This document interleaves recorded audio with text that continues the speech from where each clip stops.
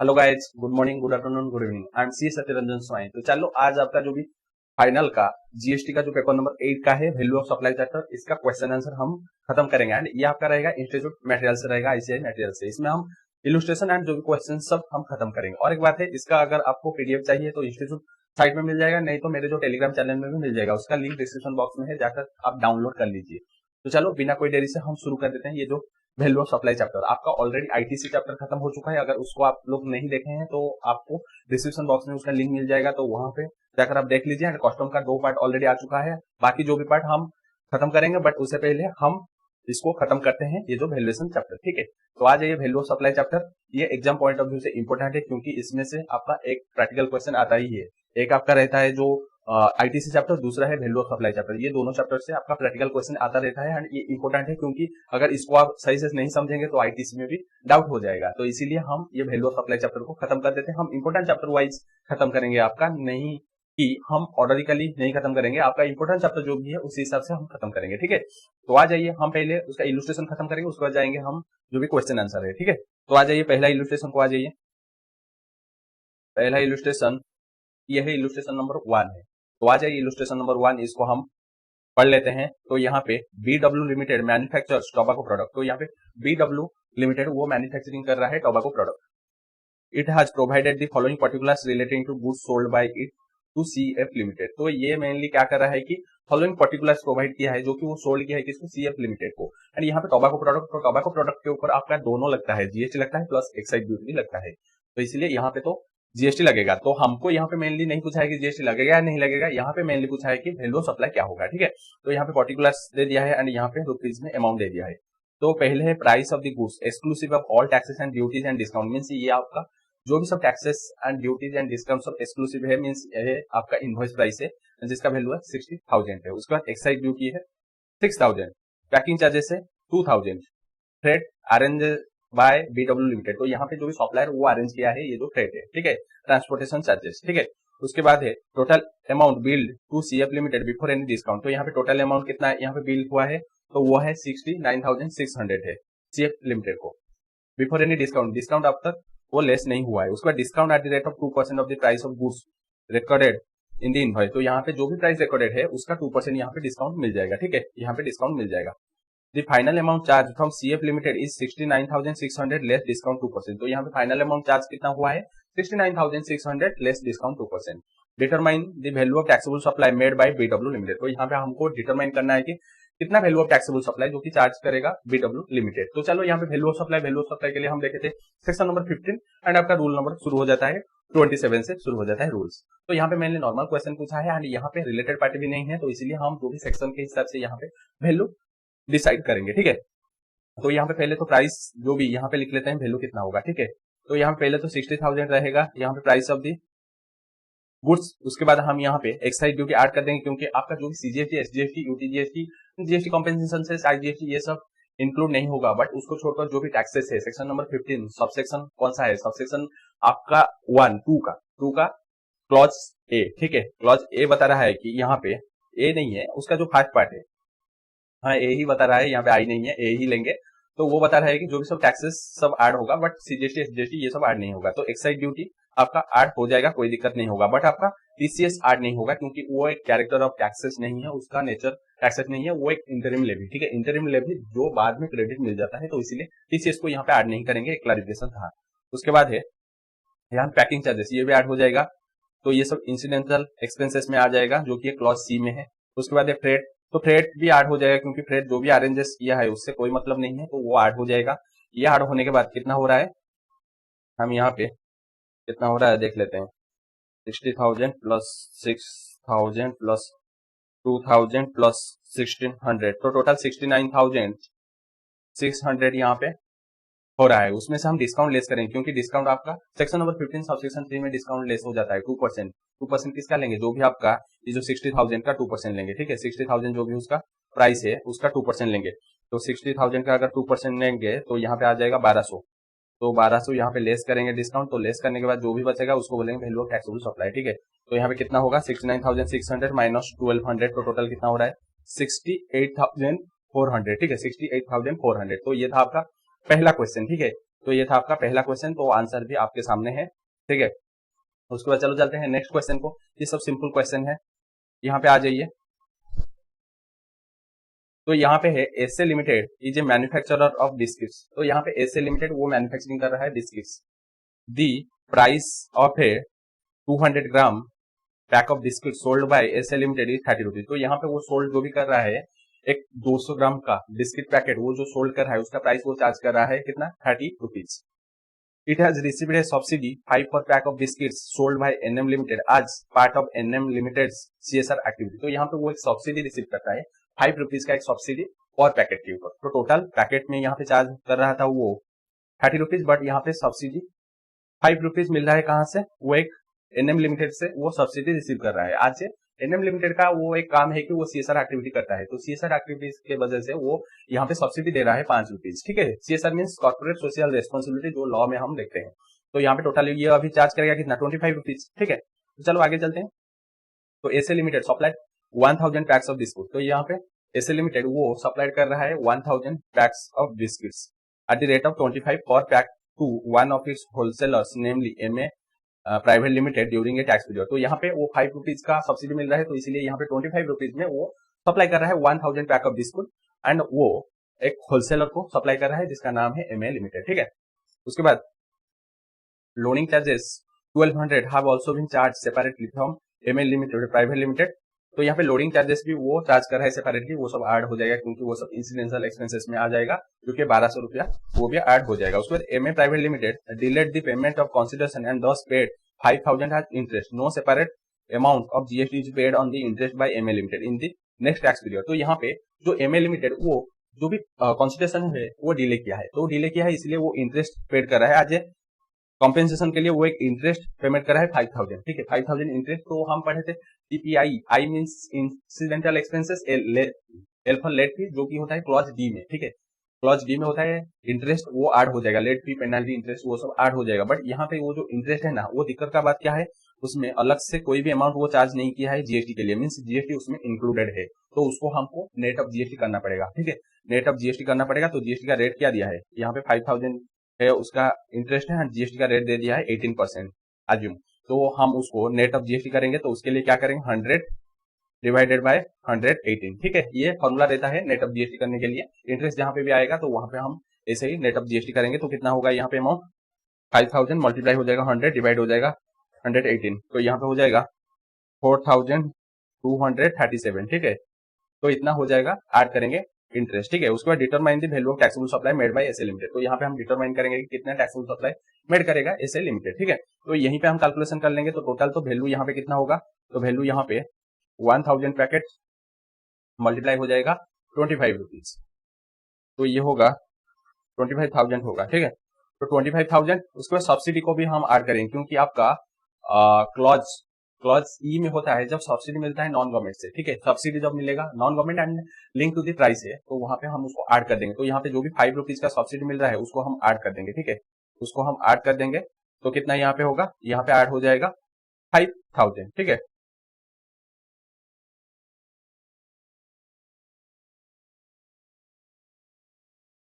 उसके बाद यहाँ पे जो भी 1200 वो लोडिंग चार्जेस उसको भी ऐड करेंगे क्योंकि ये सब इंसिडेंटल एक्सपेंसेस है। उसके बाद और क्या ऐड करेंगे, ये जो इंटरेस्ट हमको नेट ऑफ जीएसटी ऐड करना पड़ेगा, ओनली इंटरेस्ट एलिमेंट ऐड करना पड़ेगा, ठीक है। इंटरेस्ट एलिमेंट जो भी हम ऑलरेडी कैलकुलेशन कर चुके हैं 4237, एंड यहाँ पे कोई भी डिस्काउंट नहीं है, तो ये हो जाएगा वैल्यू ऑफ सप्लाई। ऐड कर देते हैं, कितना होगा, टोटल हो रहा है 35,437, ठीक है। ये है वैल्यू ऑफ सप्लाई, ठीक है। ये है वैल्यू ऑफ सप्लाई। तो यहाँ पे आपका इलुस्ट्रेशन नंबर 2 खत्म हो जाता है। उसके बाद चलो चलते हैं इलुस्ट्रेशन नंबर 3 को, ठीक है। इलुस्ट्रेशन नंबर 3 को चलते हैं, आ जाइए। यहाँ पे है इलुस्ट्रेशन नंबर 3। तो यहाँ पे क्या दिया है, एक्स प्राइवेट लिमिटेड एक मनी चेंजर है। तो यहाँ पे एक्स प्राइवेट लिमिटेड वो एक मनी चेंजर है एंड वो एक्सचेंज किया है, हैज एक्सचेंज $10,000 वो एक्सचेंज किया है to Indian rupees at the rate of 74 per $। तो यहाँ पे वो $10,000 वो एक्सचेंज किया है, किसको, इंडियन करेंसी में, एंड यहाँ पे पर डॉलर का इंडियन रुपीज में कितना है, 74 रुपीज।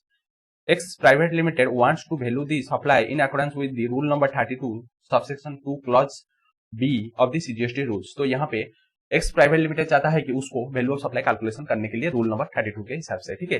तो determine the value of supply made bye x private limited, तो यहाँ पे डिटरमाइन करना है कि कितना value of supply made by the x private limited. तो वहां पे क्या था, तो वहां पे था कि अप टू 1 लाख तक, अप टू 1 लाख तक 250 और 1% of the value whichever is higher, ठीक है, 1 लाख तक। उसके बाद 1 लाख से जो भी 10 लाख तक मीन 9 लाख के ऊपर 1000 कांस्टेंट रहेगा प्लस 0.5 ऑफ द आपका नेक्स्ट 9 लाख के ऊपर, तो जिसको बोलते हैं 5500 उसके बाद जो भी 10,000 से ज्यादा रहेगा, एक तो 5500 कांस्टेंट रहेगा, उसके साथ ऐड हो जाएगा 0.1%। बट और एक चीज आप याद रखिए, मैक्सिमम रहेगा 60,000 means which ever is lower, ठीक है।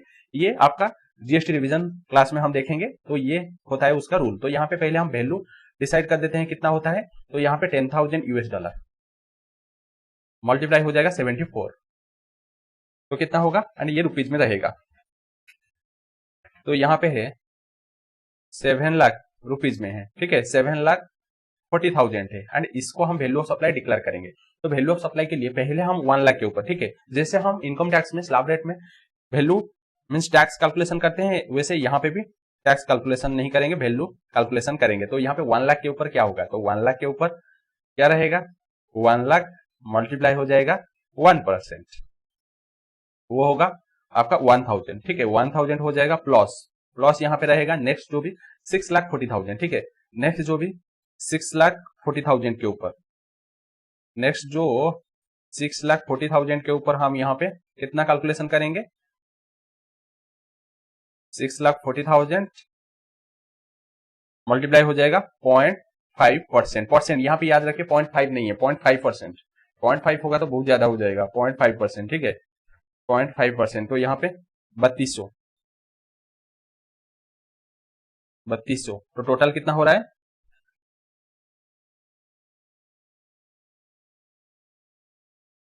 4200, ठीक है, 4200 टोटल हो रहा है, ठीक है। ये है वैल्यू ऑफ सप्लाई, ऐसे ही आपका वैल्यू ऑफ सप्लाई कैलकुलेशन होता है। उसके बाद आगे चलते हैं, इलस्ट्रेशन नंबर 4 को आ जाइए। यहाँ पे दिया है कि UB and sons is an air travel agent, तो यहाँ पे UB and sons is an air travel agent, ठीक है, वो एयर ट्रैवल एजेंट है। Compute the value of supply of services made by the firm during a month with the help of the following particulars furnished by, तो यहाँ पे हम value of supply compute करेंगे, जो भी सब फॉलोइंग इन्फॉर्मेशन दिया है फॉर ए मंथ के लिए हम यहाँ पे वैल्यू ऑफ सप्लाई कैलकुलेशन करेंगे, ठीक है। एयर ट्रैवल के लिए एक रूल है, ठीक है, एयर ट्रैवल के लिए एक रूल है, उसी हिसाब से हमको यहाँ पे वैल्यू ऑफ सप्लाई कैलकुलेशन करना पड़ेगा। यहाँ पे क्वेश्चन है पर्टिकुलर्स बेसिक फेयर एंड आपका other charges and fee taxes and total value of tickets, ठीक है, तो ये सब दे दिया है। तो हमको चाहिए ओनली यहाँ पे डोमेस्टिक बुकिंग दे दिया, इंटरनेशनल बुकिंग दे दिया एंड बेसिक फेयर दे दिया, ये दोनों का। उसके बाद other charges, fee and taxes and आपका टोटल वैल्यू ऑफ टिकट भी दे दिया है। तो हमको यहाँ पे ओनली चाहिए बेसिक फेयर, ठीक है, बेसिक फेयर चाहिए। तो बेसिक फेयर जो भी होगा आपका डोमेस्टिक बुकिंग के टाइम हम लेंगे 5% of the basic fair, and आपका इंटरनेशनल बुकिंग के टाइम हम लेंगे 10% ऑफ द बेसिक फेयर, जो भी आएगा उसको बोलेंगे वैल्यू ऑफ सप्लाई। तो यहाँ पे अगर देखेंगे हम वैल्यू ऑफ सप्लाई कितना देंगे, तो यहाँ पे अगर मल्टीप्लाई कर देंगे 5% एंड यहाँ पे मल्टीप्लाई कर देंगे 10%, तो जो भी आएगा उसको बोलेंगे वैल्यू ऑफ सप्लाई। तो पहले 1,09,000 के ऊपर 5% अगर हम यहाँ पे कैलकुलेशन करेंगे, ये आ जाएगा 5,045 पे।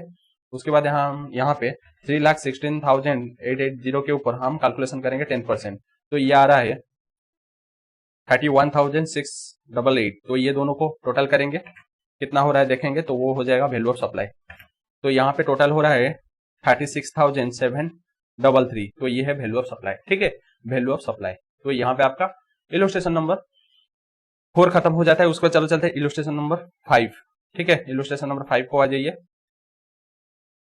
ये है इलस्ट्रेशन नंबर 5 है, तो चलो इसको भी खत्म कर लेंगे। तो Arihant life insurance company limited ALICL, तो Arihant life insurance company limited has charged gross premium of 180 lakh from policy holder with respect to life insurance policies। तो यहाँ पे इन दी 2020-21, तो यहाँ पे एरिहंट लाइफ इंश्योरेंस कंपनी वो चार्ज किया है ग्रॉस अमाउंट ऑफ प्रीमियम कितना 180 lakh from it's policy holder for the life insurance for the year 2020-21, out of which 100 lakh have been allotted for investment on behalf of the policy holder। तो यहाँ पे 100 लाख है वो on behalf of the investment के लिए 100 लाख है, ठीक है। तो टोटल यहाँ पे वो प्रीमियम रिसीव किया है 180 लाख, उसमें से 100 लाख है इन्वेस्टमेंट के लिए, ठीक है, 180 से 100 लाख है इन्वेस्टमेंट के लिए। बाकी जो भी बचा 80 लाख है वो आपका रहता है किसके लिए, बोलो, रिस्क के लिए।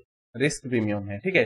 तो यहाँ पे रूल नंबर था वही 32 था, जहां पे हम देखे थे कि अगर ये जो LIC के टाइम अगर यहाँ पे रिस्क एंड इन्वेस्टमेंट दोनों आता है, ठीक है, रिस्क एंड इन्वेस्टमेंट दोनों आता है एंड वो भी इंटीमेट हो जाता है कि इन्वेस्टमेंट पार्ट इतना, मीन्स पता चल जाता है कि इन्वेस्टमेंट पार्ट इतना एंड रिस्क पार्ट इतना, तो वहां पे क्या करेंगे, जो भी आपका ग्रॉस प्रीमियम, जैसे यहाँ पे 108 लाख है ग्रॉस प्रीमियम, उसमें से हम इन्वेस्टमेंट जो भी पार्ट है उसको लेस कर देंगे, जो भी बाकी बचेगा यहाँ पे 80 लाख जो कि रिस्क पार्ट है उसको पूरा हम यहाँ पे वैल्यू ऑफ सप्लाई मानेंगे, ठीक है। अगर इंटीमेटेड है, दोनों मिलकर आता है एंड इंटीमेटेड है, तो वहां पे हम उसको अलग कर देंगे इन्वेस्टमेंट पार्ट को, जो भी बाकी बचेगा वो पूरा टैक्सेबल हो जाएगा। उसके बाद अगर यहाँ पे आपका इंटीमेटेड नहीं होता है, इंटीमेटेड नहीं होता है एंड वो एक एन्युटी प्लान के वजह से आता है, तो वहां पे हम लेंगे पूरा 10%, जितना भी ग्रॉस अमाउंट है उसका 10% ले लेंगे वैल्यू ऑफ सप्लाई। उसके बाद अदर केस में क्या लेंगे, फर्स्ट ईयर ऑफ योर जो भी लाइफ इंश्योरेंस पॉलिसी का फर्स्ट ईयर में लेंगे 25%, सब्सिक्वेंट ईयर के लिए लेंगे 12.5%। उसके बाद अगर ओनली रिस्क वाला पॉइंट आएगा, रिस्क वाला प्रीमियम आएगा, तो वहां पे हम पूरा उसको टैक्सेबल करा देंगे, ठीक है। ये था, रिवीजन क्लास में भी अच्छे से समझ आ जाएगा। तो चलो अभी क्वेश्चन क्या पूछा है, तो यहाँ पे compute the value of supply of life insurance services provided by LICL। तो यहाँ पे वैल्यू ऑफ सप्लाई डिटरमाइन करना है। पहले है if amount allocated for investment have been intimated to LICL to policy holder at the time of supply of services. अगर intimate हो जाता है तो इंटीमेट अगर होगा वही 80 लाख टैक्सेबल हो जाएगा, 180 से 100 लाख अगर डिडक्ट करेंगे 80 लाख वैल्यू ऑफ सप्लाई मानेंगे, ठीक है। दूसरा सेकंड सिचुएशन में अगर if the amount allocated for investment has not been intimated, अगर वो इंटीमेटेड नहीं होता है इन्वेस्टमेंट का part to policy holder at the time of providing of service, अगर इंटीमेट नहीं होता है तो यहाँ पे देखेंगे ये कौन सा ईयर ऑफ ऑपरेशन है। तो यहाँ पे अगर देखेंगे ये यहाँ पे पूछा है कि नोट में क्या पूछा है, LICL has started the operation for the year of 2020-21, तो ऑपरेशन वो स्टार्ट किया है 2020-21, मींस यहाँ पे भी ये पहला ईयर है 2020-21, तो ये फर्स्ट ईयर ऑफ सर्विस है, तो इसलिए यहाँ पे लेंगे जो भी 180 लाख है उसका हम लेंगे 25%। अगर सब्सिक्वेंट ईयर होता है तो वहां पे हम लेते हैं 12.5%, तो यहाँ पे कितना होगा, तो यहाँ पे होगा 45 लाख है, ठीक है, 45 लाख यहाँ पे वैल्यू ऑफ सप्लाई होगा, ठीक है। उसके बाद यह है कि if gross premium charge by LICL from policy holder is only towards risk cover, अगर टुवर्ड्स रिस्क कवर होगा, ओनली रिस्क का परसेंटेज है, तो वहां पे हम पूरा ही टैक्सेबल करा देंगे, 180 लाख को उसका वैल्यू मानेंगे, ठीक है। उसके बाद क्या पूछा है देखते हैं, दस the entire gross premium 180 lakh is the premium for the first year of all the policies. तो यहाँ पे फर्स्ट ईयर भी बता दिया, यहाँ पे हमको तो ऐसे ही पता चल जाता है, बट यहाँ पे फर्स्ट ईयर क्वेश्चन में दे दिया है, बट एग्जाम में कभी कभी वो क्वेश्चन में नहीं देता है, तो इसलिए आपको यहाँ पे थोड़ा ध्यान देना पड़ेगा। LICL has not issued any single premium annuity policy, तो यहाँ पे वो सिंगल एन्युटी पॉलिसी यहाँ पे इशू नहीं किया है, अगर इशू करता है तो वहां पे 10% ऑफ द एनुअल प्रीमियम लेते हैं, ठीक है। तो ये था आपका इलस्ट्रेशन नंबर 5। उसके बाद चलो चलते हैं, बाकी है क्या, नहीं है, बाकी और भी नहीं है, आपका ये खत्म हो गया है, देख लेते हैं।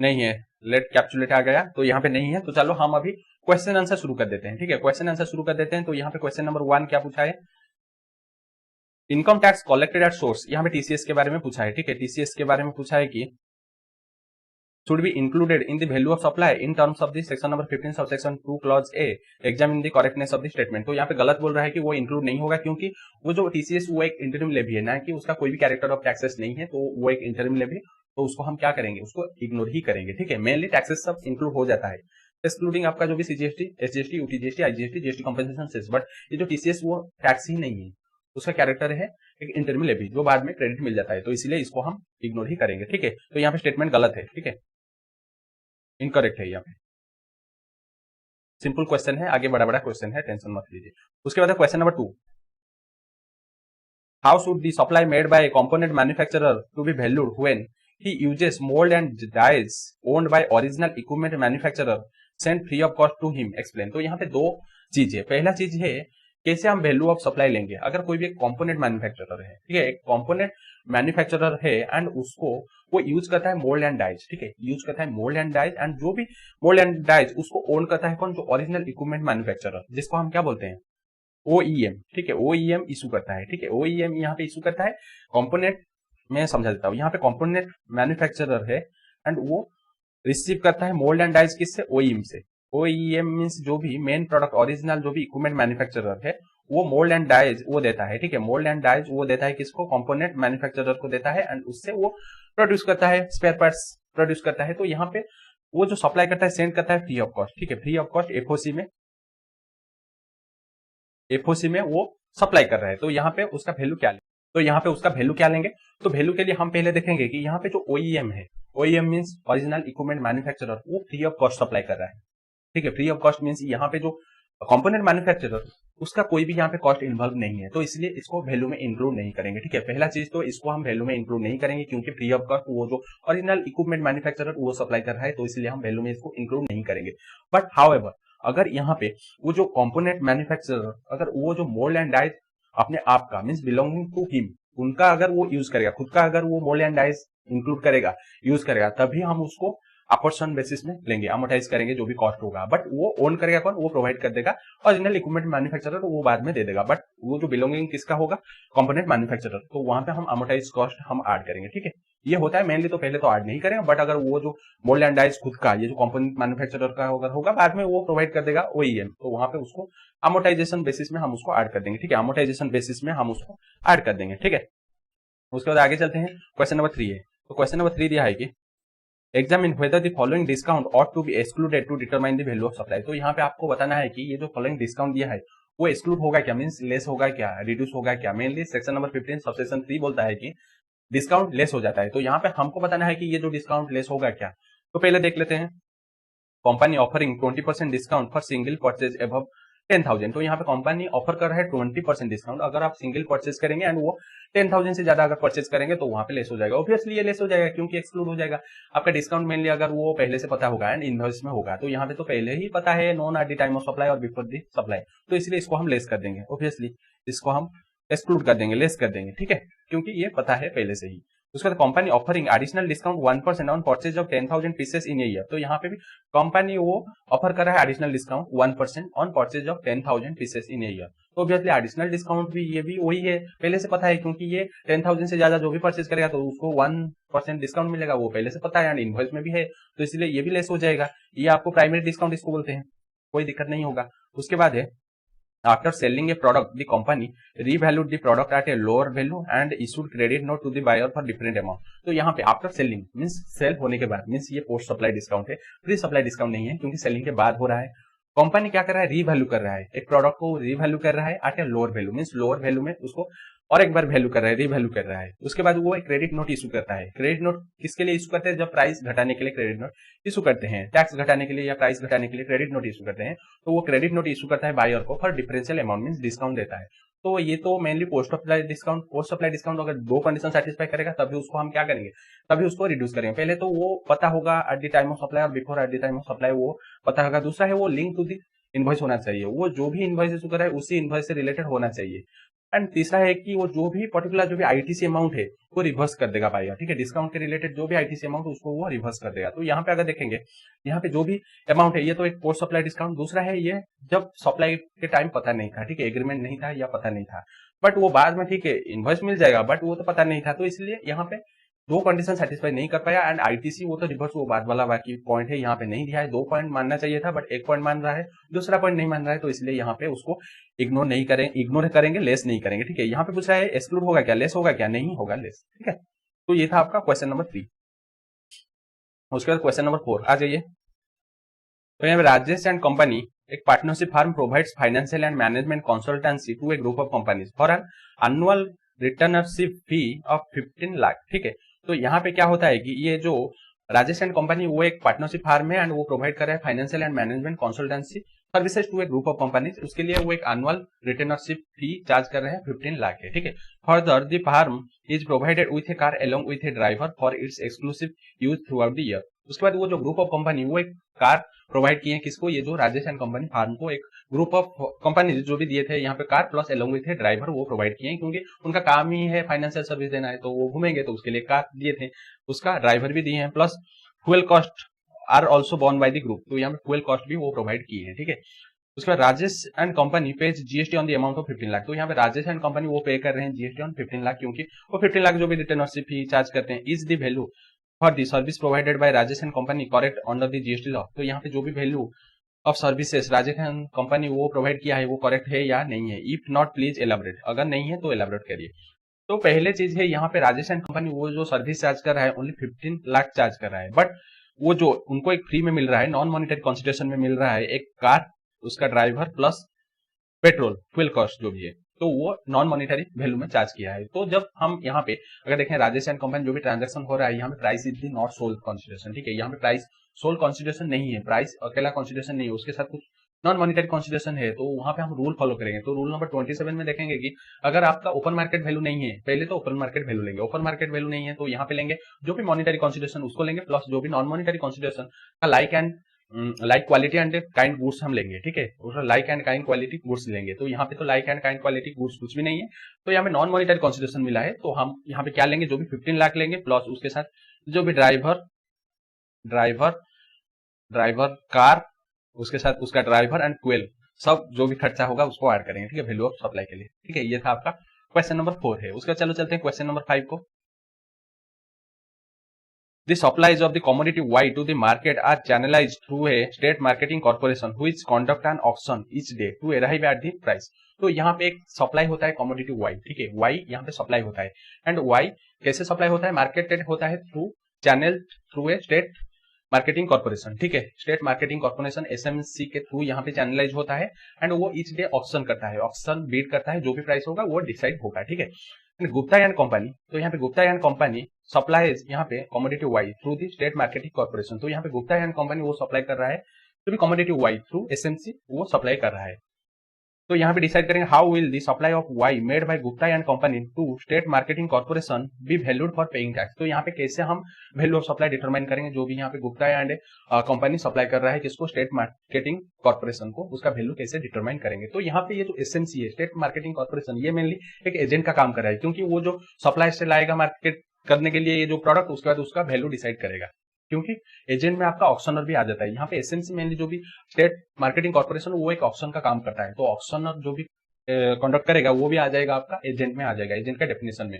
तो यहाँ पे एजेंट जहां पे भी इन्वॉल्व है, तो उसके लिए हम देखेंगे रूल नंबर 29। तो रूल नंबर 29 में कैसे उसका प्राइस डिक्लेयर करेंगे, पहले तो ओपन मार्केट वैल्यू अगर होगा तो उसको डिसाइड करेंगे, तो ओपन मार्केट वैल्यू नहीं होगा तो हम लाइक एंड काइंड क्वालिटी का गुड्स लेंगे। तो यहाँ पे like and same like quality and quantity नहीं है, तो इसलिए यहाँ पे हम जाएंगे कैसे, आपका जाएंगे अगर यहाँ पे रेसिपिएंट, ठीक है, रेसिपिएंट अगर फर्दर उसको सेल करेगा तो वहां पे 90% हम लेंगे, ठीक है, उसका वैल्यू 90% लेंगे। अगर भी वो नहीं है तो वहां पे जाएंगे रूल नंबर 30 को जाएंगे। रूल नंबर 30 में क्या लेंगे, 110% of cost of production, cost of providing services, cost of manufacturing, cost of services, उसका 110% जो भी है उसका 110% लेंगे।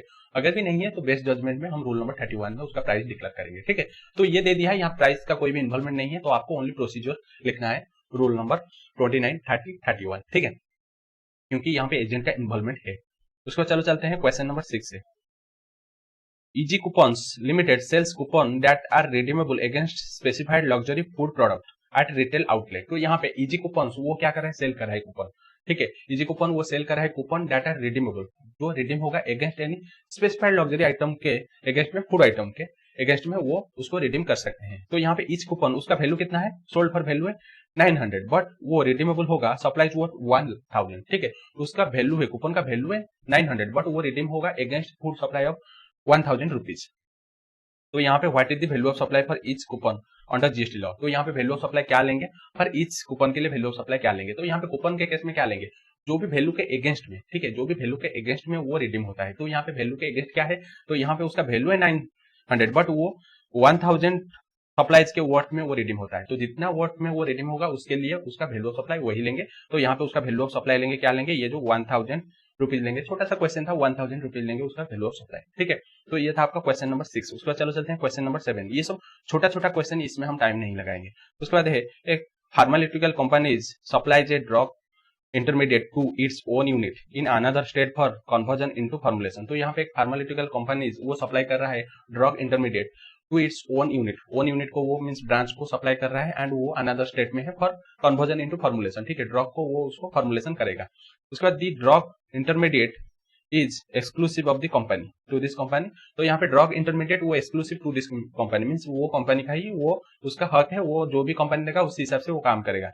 And there is no market sale in India of this drugs. तो उसका कोई भी डायरेक्ट मार्केट सेल नहीं है इंडिया में, ठीक है, ये जो ड्रग का है, मेडिसिन का, इंटरमीडिएट का, तो वही जो भी फॉर्मुलेशन करेगा वही उसका इंटरमीडिएट है, और अलग कोई भी डायरेक्ट सेल नहीं कर पाएगा। उसके बाद goods of like kind and quality are also not available. तो वो goods of like kind and quality market में भी अवेलेबल नहीं है।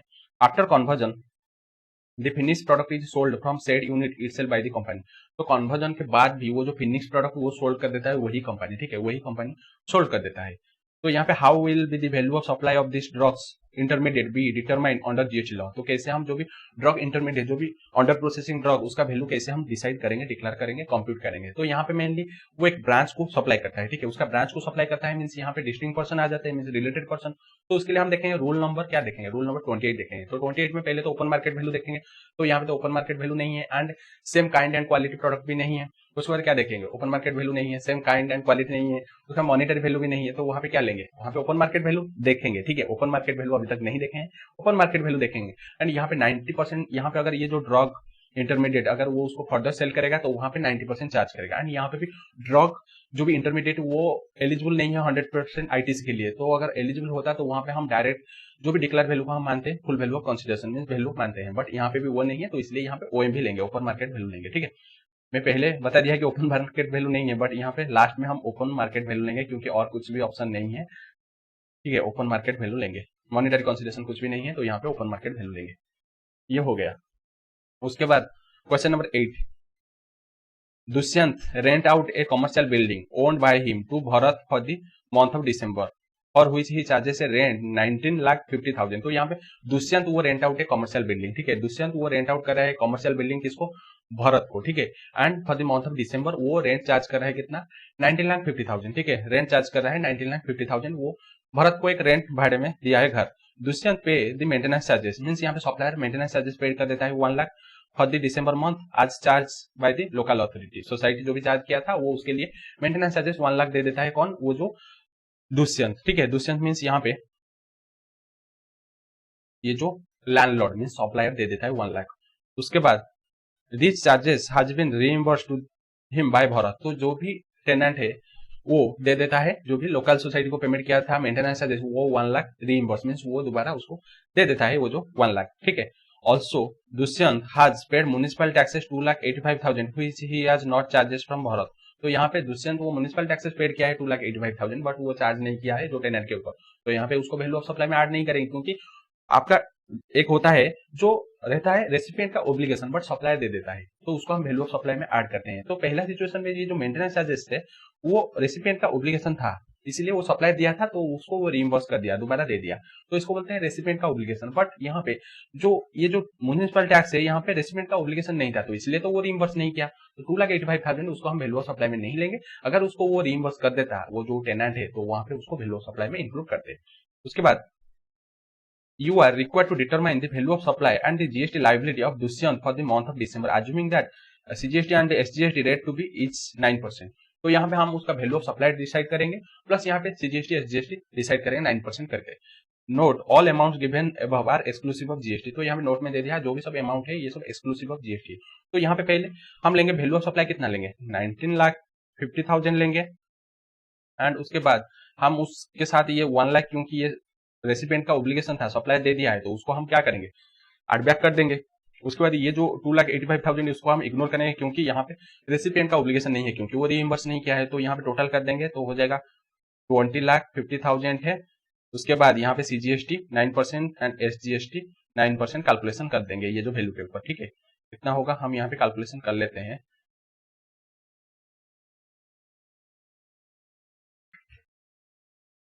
तो यहाँ पे 1,84,500 ये भी होगा 1,84,500, ठीक है। ये था आपका क्वेश्चन नंबर 8। उसके बाद चलो चलते हैं क्वेश्चन नंबर 9 को। Vayu limited provides you the following particulars relating to goods supplied by it to Agni limited. तो यहाँ पे वायु लिमिटेड ये फॉलोइंग पर्टिकुलर दे दिया है जो कि वो गुड्स सप्लाई किया है अग्नि लिमिटेड को, उसके रिलेटेड कुछ डिटेल्स दे दिया है। जैसे पर्टिकुलर्स यहाँ पे दे दिया, अमाउंट दे दिया है, क्या क्या सब डिटेल्स दे दिया है। पहले तो यहाँ पे list price of the goods दे दिया है exclusive of taxes duties and discount. तो यहाँ पे लिस्ट प्राइस दे दिया है जो कि 76,000 है, ठीक है, लिस्ट प्राइस है 76,000। उसके बाद है special packing at the request of the customer to be charged to the customer, means यहाँ पे रेसिपिएंट का ओब्लिगेशन है तो वो भी ऐड हो जाएगा। उसके बाद duty levied by local authority on the sale of such goods, ये भी ऐड हो जाएगा। उसके बाद CGST and SGST charge separately in the invoice, कोई भी टैक्सेस ऐड नहीं होता है, इसको हम इग्नोर करेंगे, ठीक है, इसको हम इग्नोर करेंगे। उसके बाद subsidy received from NGO in relation to the goods sold, and the price 76,000 given above is after considering the subsidy, means यहाँ पे कंसीडर हो चुका है, मींस इसका कोई भी यूज नहीं है, हम मेनली सब्सिडी हम नॉन गवर्नमेंट बॉडी से रिसीव की है तो उसको ऐड कर देंगे, जब आएगा ये पॉइंट के रिलेटेड मैं आपको समझा दूंगा, ठीक है। तो इसको भी हम ऐड कर देंगे क्योंकि सब्सिडी हम अगर नॉन गवर्नमेंट बॉडी से रिसीव करेंगे तो उसको ऐड करेंगे, अगर गवर्नमेंट बॉडी से रिसीव करेंगे तो उसको इग्नोर करेंगे। उसके बाद है Bhayu limited offers 3% discount on the list price of the goods which is recorded in the invoice of the goods, तो यहाँ पे 3% डिस्काउंट उसको लेस कर देंगे क्योंकि इनवॉइस में रिकॉर्डेड है।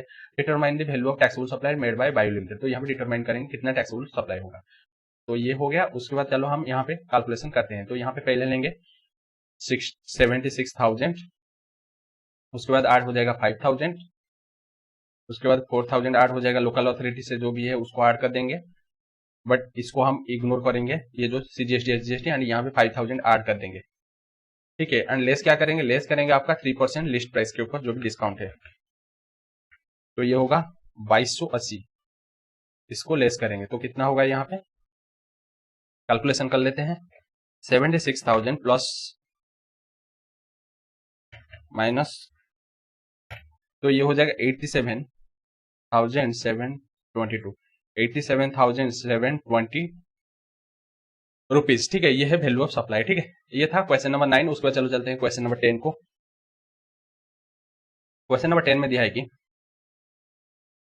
बिनाका इलेक्ट्रॉनिक्स लिमिटेड, तो यहाँ पे बिनाका इलेक्ट्रॉनिक्स लिमिटेड वो here in after referred towards BEL, तो उसके बाद हम उसको रेफर करेंगे बीईएल, ठीक है। BEL is engage in manufacturing of television, तो यहाँ पे बीईएल वो एंगेज है मैन्युफैक्चरिंग ऑफ टेलीविजन में। It is register in the state of Haryana, तो वो रजिस्टर है in the state of Haryana. It has appointed distributors across the country who sells the television manufacture by, तो वो अपॉइंट किया है बहुत सारा डिस्ट्रीब्यूटर, वो क्या करेंगे, वो सेल करेंगे टेलीविजन अक्रॉस द कंट्री, ठीक है। उसके बाद maximum retail price MRP printed on the package of A television is 12,000, तो उसका जो भी एमआरपी है वो प्रिंटेड है टेलीविजन पैकेट के ऊपर वो है 12,000। The applicable rate of GST on television is 18%, तो एप्लीकेबल रेट ऑन जीएसटी है 18%। BEL dispatch the stock of television to its distributor order by them on a quarterly basis, तो यहाँ पे ये क्या करता है कि ये जो भी डिस्पैच करता है stock to the distributor on a quarterly basis, ठीक है। एक क्वार्टर का एक साथ वो डिस्ट्रीब्यूट करेगा, ठीक है, एक साथ डिस्पैच करेगा डिस्ट्रीब्यूशन करने के लिए, ठीक है। क्वार्टरली बेसिस 3 महीना में एक बार वो डिस्पैच कर लेता है, ठीक है। ये स्टोरी है, बहुत सारा स्टोरी यहाँ पे बताएगा। In order to promote its sales, this sales head of BEL has formulated a sales promotion scheme on 1 April, तो सेल्स को बूस्ट करने के लिए, प्रमोट करने के लिए वो एक सेल्स प्रमोशनल स्कीम 1 अप्रैल में वो डिसाइड की है फॉर्मुलेशन करने के लिए। Under this scheme BEL offers a discount of 10% for television on television supplied to the distributor if the distributor sells 500 television in a quarter, तो यहाँ पे वो जो स्कीम में क्या होता है कि स्कीम में बोल रहा है कि 10% वो डिस्काउंट देगा, ठीक है। 10% फॉर टेलीविजन वो डिस्काउंट देगा अगर जो भी डिस्ट्रीब्यूटर वो अगर 500 से ज्यादा सेल करेगा टेलीविजन इन ए क्वार्टर, ठीक है। 500 से जो भी ज्यादा सेल करेगा तो वहां पे मिल जाएगा 10% for television discount.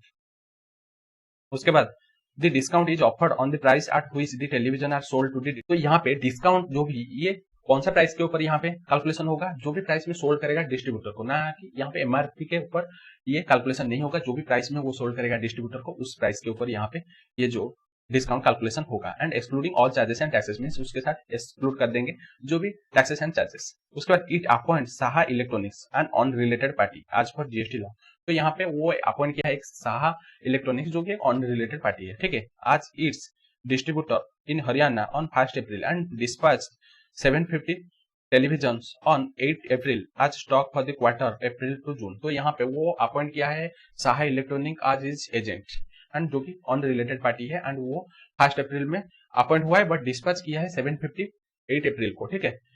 For current quarter जो कि अप्रैल जून के लिए वो 750 डिस्पैच किया है। उसके बाद BEL sold the television to distributor Saha electronics at 8,400 for television, तो यहाँ पे ये मैंने डिस्ट्रीब्यूट कर रहा है, सोल्ड कर रहा है 8,400 के ऊपर ये सोल्ड कर रहा है, exclusive of applicable taxes exclude हो रहा है, मींस इसी प्राइस के ऊपर यहाँ पे डिस्काउंट कैलकुलेशन होगा, ठीक है। उसके बाद Saha electronics has requested BEL for a special packing of the television delivered to it for which BEL has charge 1,200 for television, तो यहाँ पे साहा इलेक्ट्रॉनिक मेनली एक स्पेशल पैकिंग के लिए वहां पे रिक्वेस्ट करता है एंड जिसका प्राइस से 1,200 है एंड वो खर्चा करेगा वो जो साहा इलेक्ट्रॉनिक्स, ठीक है। उसके बाद है Saha electronics place a purchase order of 1,000 television with BEL for the quarter July September, तो यहाँ पे साहा इलेक्ट्रॉनिक्स फर्दर वो परचेज ऑर्डर एक भेजता है 1,000 टेलीविजन के लिए for the quarter next quarter जो भी जुलाई सितंबर, मीन्स यहाँ पे अगर देखेंगे आपका अप्रैल से जून के लिए यहाँ पे ये क्वार्टर के लिए 750 टेलीविजन है। उसके बाद वो परचेज ऑर्डर देता है जुलाई से आपका सितंबर के लिए, वो परचेज ऑर्डर दे रहा है 1000 टेलीविजन के लिए। मीन्स यहाँ पे 500 से ज्यादा है तो यहाँ पे डिस्काउंट तो एलिजिबल हो जाएगा 500 के लिए। बट यहाँ पे देखते हैं कि वो एलिजिबल होगा या नहीं होगा, एडिशनल कंडीशन जो भी है। The distributor report sells 700 televisions for the quarter April June and 850 television for the quarter July and September। वो तो सेंड किया था इतना, बट उसमें से सेल हुआ है कितना एक्चुअली, वो इन्फॉर्मेशन दिया है कि 700 सेल हो गया है एंड यहाँ से 850 सोल्ड हो गया। फिर भी ये दोनों 500 से ज्यादा है तो यहाँ पे एलिजिबल हो जाता है ये जो डिस्काउंट के लिए। The discount policy offered by BEL as explained above is also available to Saha Electronics as per the distributorship agreement। तो यहाँ पे एग्रीमेंट हो गया है डिस्ट्रीब्यूटरशिप एग्रीमेंट के हिसाब से एंड वो एलिजिबल हो जाएगा यहाँ पे डिस्काउंट के लिए। While Saha Electronics reverse the input tax credit available for the quarter July and September। But यहाँ पे Saha Electronics वो रिवर्स करता है ITC कब, जुलाई सितंबर क्वार्टर के लिए रिवर्स कर रहा है। बट आपका अप्रैल से जून क्वार्टर के लिए वो रिवर्स नहीं किया है, वो भी एक कंडीशन होता है, बट यहाँ पे वो कंडीशन नहीं माना है। देखते हैं आगे क्या है। It failed to reverse the ITC available for the quarter of April June। अप्रैल जून वो यहाँ पे fails to, यहाँ पे रिवर्स नहीं किया है तो यहाँ पे लगता है कि नहीं मिलेगा। चलो देखते हैं क्या पूछा है। Examine the scenario with reference to the section number 15 and compute the taxable value of the television supplied by BEL टू Saha Electronics during the quarter April June and July September assuming the rate of tax applicable on the television is 18%। तो यहाँ पे examine करेंगे कि section 15 के हिसाब से value of supply कितना होगा, टेलीविजन का वैल्यू कितना होगा एंड यहाँ पे अप्रैल जून क्वार्टर के लिए एंड जुलाई सितंबर क्वार्टर के लिए एंड एप्लीकेबल टैक्स रेट है 18%। तो यहाँ पे जो भी यहाँ पे डिस्काउंट तो वो एलिजिबल हो जाएगा। बट यहाँ पे मेन डिस्काउंट के बारे में पूछा है। और एक बात है यहाँ पे, ये तो वो जो सप्लाई है ना, ये मेनली एग्रीमेंट होता है कि 1 अप्रैल को, ठीक है, एग्रीमेंट होता है 1 अप्रैल को, बट वो डिस्पैच कर देता है 8 अप्रैल। मींस यहाँ पे उसको बोलेंगे पोस्ट सप्लाई डिस्काउंट, ठीक है, पोस्ट सप्लाई, क्योंकि एग्रीमेंट के टाइम उसको पता नहीं था, ठीक है, एग्रीमेंट के टाइम उसको पता नहीं था, उसके बाद उसको पता चलता है, ठीक है, एग्रीमेंट के बाद उसको पता चलता है तो उसको बोलेंगे post supply discount. Post supply discount के लिए 3 कंडीशन था, पहले तो 2 कंडीशन मानते हैं बट 3 पॉइंट आ जाता है। पहले तो agreement eight the time of supply और बिफोर वो पता होना चाहिए, ऑथराइजेशन एग्रीमेंट होना चाहिए। दूसरा है कि वो जो भी सप्लाई है वो लिंक टू दैट इनवॉइस होना चाहिए। तीसरा कंडीशन जो भी है, सेकंड कंडीशन या तीसरा कंडीशन है कि तो जो भी ITC related to the discount वो रिवर्स होना चाहिए। तो यहाँ पे अगर देखेंगे, यहाँ पे ऑथराइजेशन है, एग्रीमेंट है, डिस्ट्रीब्यूटरशिप एग्रीमेंट है पहले से, तो ये कंडीशन हो गया। उसके बाद वही इनवॉइस के रिलेटेड उसको पता है, क्योंकि उसके पास गया है 750 एंड 1000 टेलीविजन, तो उसको वही इनवॉइस से पता है। बट यहाँ पे वो क्या करता है कि ये जो रिवर्स जो आईटीसी है रिवर्स नहीं किया है। कौन सा क्वार्टर के लिए? अप्रैल जून के लिए रिवर्स नहीं किया है, बट आपका जुलाई एंड सितंबर के लिए रिवर्स किया है। तो जुलाई सितंबर के लिए डिस्काउंट लेस होगा एंड आपका अप्रैल जून के लिए लेस नहीं होगा, ठीक है। सब कुछ यहाँ पे सेम रहेगा, बट आपका यहाँ पे अप्रैल जून के लिए सेम नहीं होगा, मीन्स लेस नहीं होगा, आपका जुलाई सितंबर के लिए लेस हो जाएगा। तो आ जाइए यहीं पे हम कैलकुलेशन कर लेते हैं। तो यहाँ पे पहले तो यहाँ पे अप्रैल से जून के लिए हम कैलकुलेशन करेंगे वैल्यू, एंड यहाँ पे आपका जुलाई से सितंबर के लिए वैल्यू कैलकुलेशन करेंगे। तो अप्रैल से जून के लिए कितना पीसेस है यहाँ पे सोल्ड किया है, तो टोटल यहाँ पे कितना पीस दिया है, क्वेश्चन कहाँ गया, तो क्वेश्चन यहाँ पे क्या गया,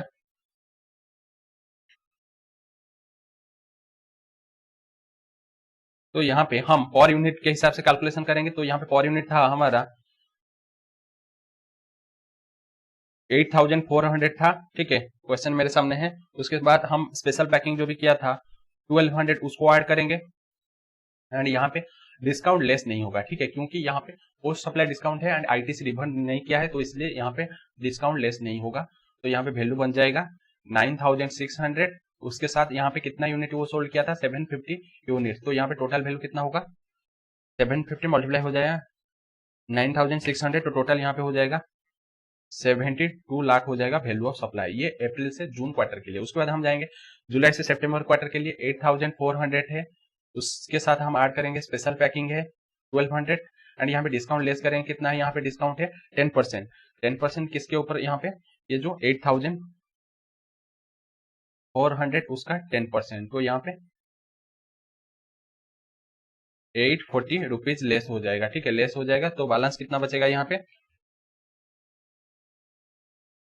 प्लस 1200, तो यहाँ पे टोटल 8760 रुपीज यहाँ पे आ जाता है पर यूनिट। तो यहाँ पे टोटल कितना सेल किया है, 1000 यूनिट्स वो सेल किया है, तो कितना हो जाएगा यहाँ पे 1000 मल्टीप्लाई हो जाएगा। तो यहाँ पे 87,60,000 हो जाएगा जुलाई एंड सितंबर के लिए। और एक चीज है यहाँ पे, उसको आईटीसी कितना रिवर्स करना पड़ेगा, क्योंकि डिस्काउंट के रिलेटेड जो भी है उसको रिवर्स करना पड़ेगा। तो यहाँ पे टोटल प्राइस कितना है उसका 8,400, यूनिट कितना है 1000 यूनिट से डिस्काउंट कितना होगा 10% होगा। जो भी आएगा उसके ऊपर आईटीसी कैलकुलेशन करेंगे 18%, तो उसको रिवर्स करना पड़ेगा। ठीक है, कितना होगा यहाँ पे 1840 रुपीज मल्टीप्लाई हो जाएगा 10%, मल्टीप्लाई हो जाएगा 18%। तो यहाँ पे एक मिनट,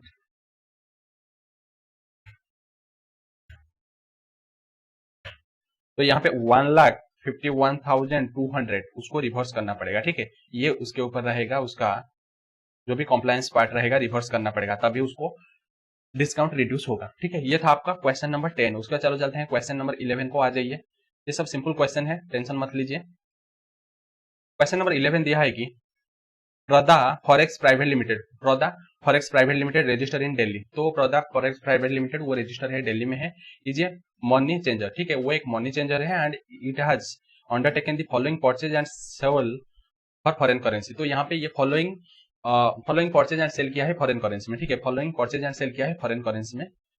पहले तो पॉइंट आई में दिया है कि $1,000 are purchase from Nandi enterprises at the rate of 74 rupees per $। RBI reference rate for $, on that day is 74 rupees .60। ठीक है, तो यहाँ पे 1000 परचेज किया है नॉन्दी एंटरप्राइजेस से एंड उसका जो भी रेट है वो 74 और इंडियन रुपीज है पर $। को उसके बाद आरबीआई रेफरेंस रेट है 74.60 रुपीज है। ठीक है, उसके बाद दूसरा ट्रांजैक्शन क्या है कि $2,000 सोल्ड किया है to मेनावती at the rate of 74.50 per $, and RBI reference rate is on that day not available। तो RBI reference rate पता नहीं है, उस दिन अवेलेबल नहीं है। क्या पूछा है यहाँ पे, determine the value of supply on each of the above case in the terms of the rule number 32 subsection 2 clause A and rule number 32 subsection 2 clause B. यहाँ पे दोनों टाइप्स में पूछ लिया है कि कैसे वैल्यू यहाँ पे डिटरमाइन होगा। ठीक है, कैसे यहाँ पे वैल्यू डिटरमाइन होगा। तो यहाँ पे पहले रूल क्लॉज ए में देखेंगे कि यहाँ पे हम अगर हमारे पास आरबीआई का रेफरेंस रेट है तो दोनों रेट का डिफरेंस में उसको वैल्यू ऑफ सप्लाई मानेंगे। अगर आरबीआई का रेफरेंस नहीं है, रेट नहीं है, तो वहां पे जो भी वैल्यू में यहाँ पे ट्रांजैक्शन हुआ है उसके साथ 1% को हम मानेंगे यहाँ पे वैल्यू ऑफ सप्लाई। जैसे यहाँ पे रूल ए के हिसाब से कितना होगा, तो यहाँ पे कितना होगा, पहले 74.60 से माइनस हो जाएगा 74, उसके साथ मल्टीप्लाई हो जाएगा कितना $1,000।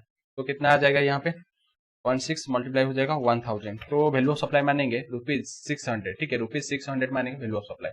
उसके बाद ये पॉइंट के लिए आरबीआई रेफरेंस रेट नहीं है, हम डायरेक्ट क्या करेंगे, उसका वैल्यू कितना लेंगे 1% लेंगे, जो भी प्राइस है हमारे पास उसका 1% लेंगे, तो ये आ जाएगा वैल्यू। ठीक है, 1% लेंगे तो वैल्यू आ जाएगा, कितना होगा चलो देख लेते हैं। 74.5 मल्टीप्लाई हो जाएगा 1%, तो यहाँ पे हो जाएगा 1490 रुपीज। ठीक है, ये है आपका क्लॉज ए। क्लॉज बी में चलते हैं, तो क्लॉज बी के लिए इसको थोड़ा इरेज कर देते हैं तो हमारे लिए इजी होगा।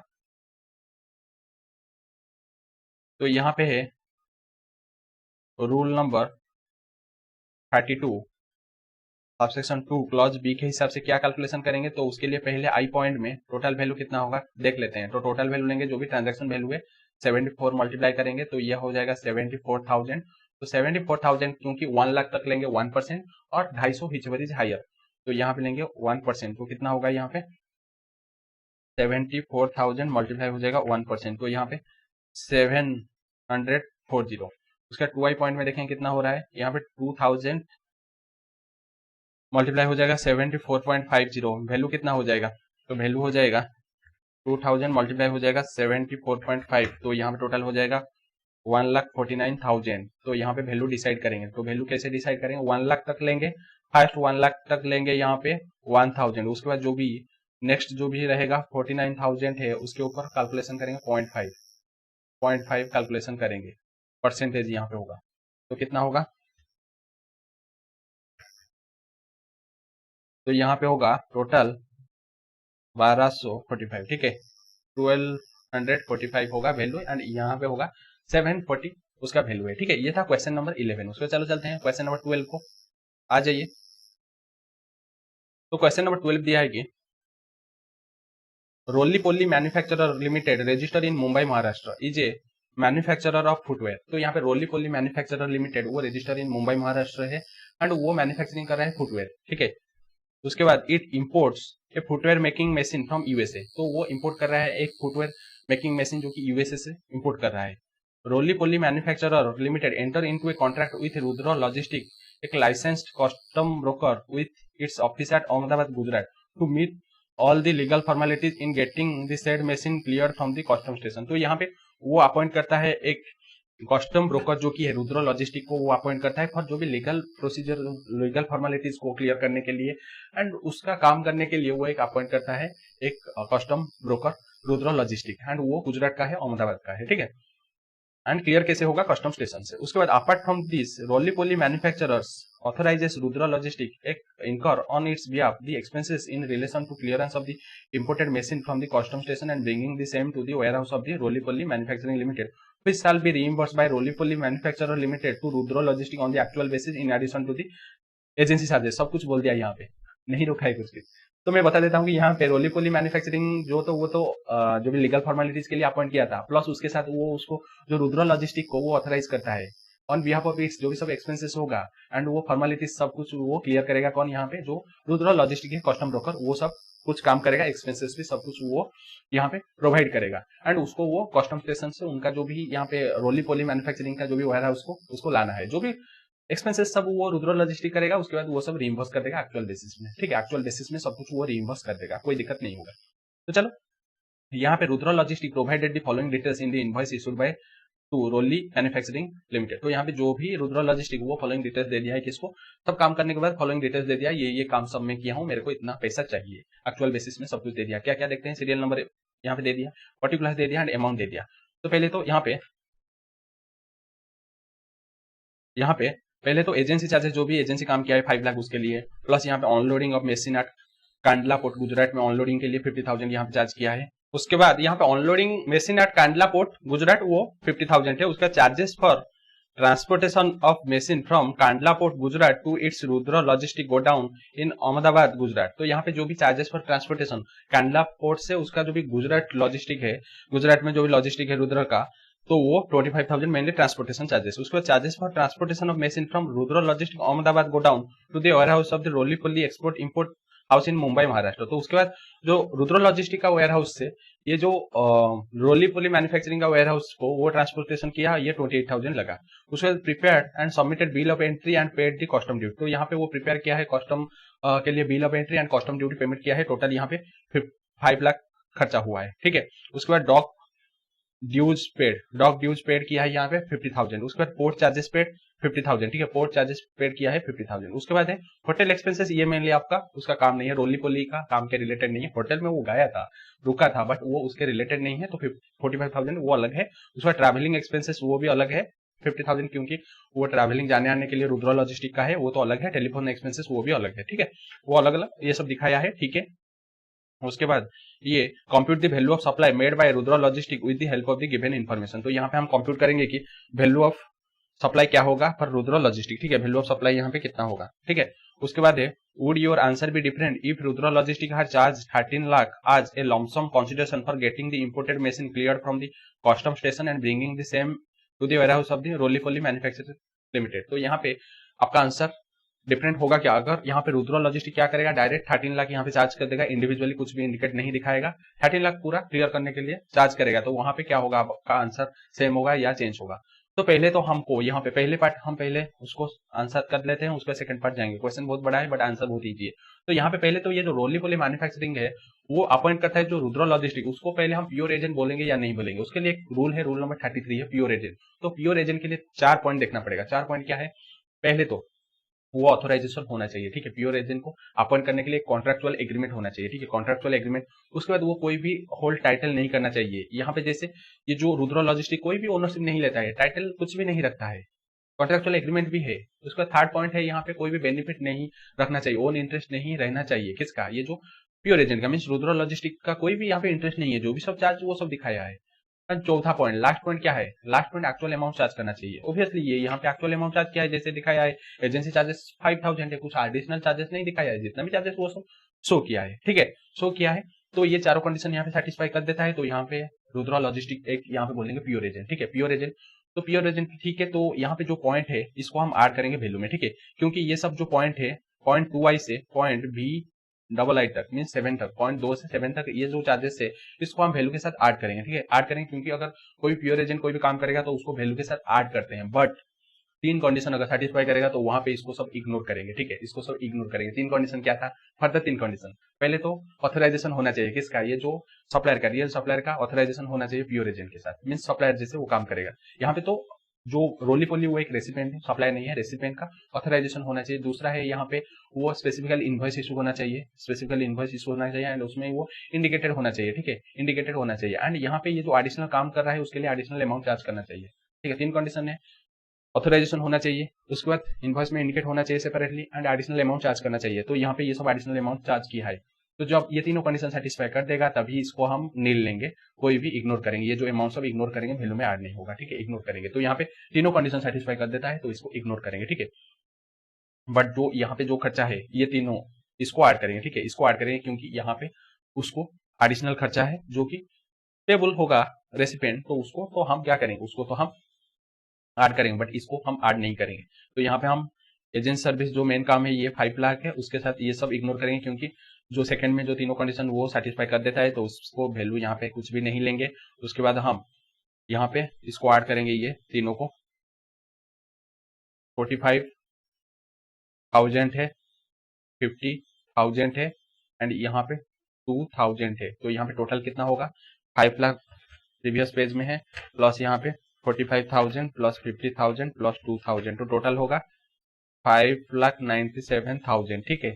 तो ये होगा वैल्यू ऑफ सप्लाई, एंड उसको इग्नोर करेंगे जो भी इंसिडेंशियल एडिशनल चार्जेस है, क्योंकि वो तीनों कंडीशन सेटिस्फाई कर दिया है, ठीक है। पहला क्वेश्चन का आंसर ये है। दूसरा क्वेश्चन, अगर वो चार्ज करता है 13 लाख तो पूरा 13 लाख आंसर यहाँ पे चेंज हो जाएगा, क्योंकि पूरा 13 लाख के ऊपर यहाँ पे टैक्स देना पड़ेगा। वैल्यू ऑफ सप्लाई यहाँ पे मानेंगे 13 लाख, ठीक है।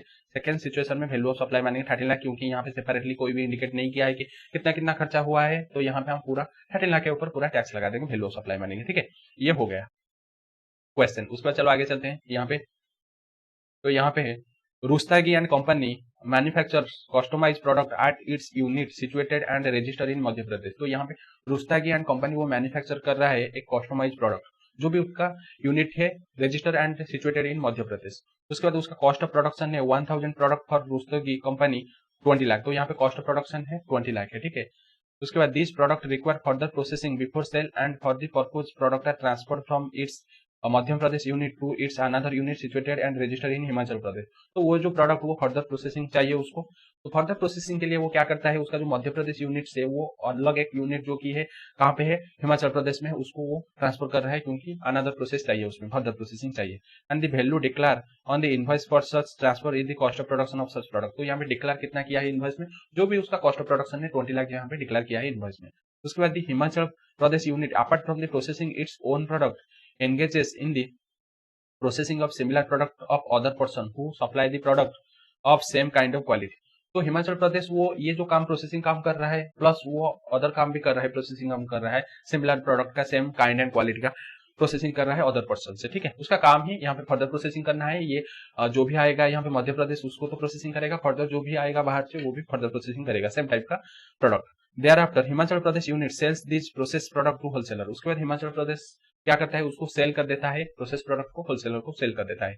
And there is no other factories in the neighbouring areas who are engage in the same business as that of Himachal Pradesh unit.